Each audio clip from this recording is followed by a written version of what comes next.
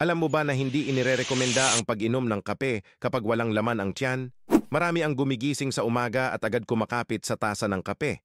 Pero ayon sa mga eksperto, delikado ito sa tiyan at kalusugan kapag walang laman ang sikmura.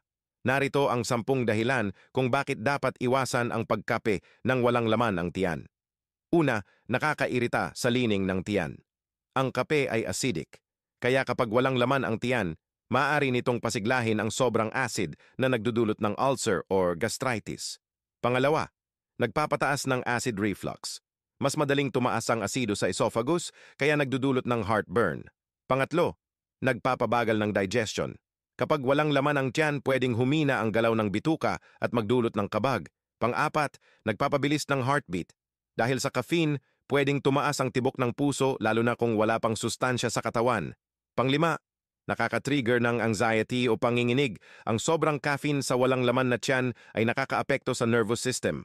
Pang-anim, nagpapataas ng cortisol o stress hormone. Kapag walang laman ang tiyan, mas tumataas ang stress level sa katawan. Pampito, nakakapagpababa ng blood sugar. Maaaring maramdaman ang hilo, panghihina o irritable mood.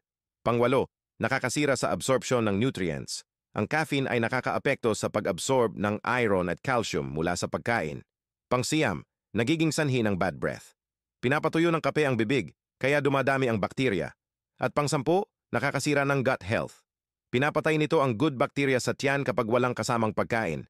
Kaya kung gusto mo pa ring uminom ng kape sa umaga, kumain muna kahit magaan, gaya ng saging tinapay o oatmeal, bago uminom.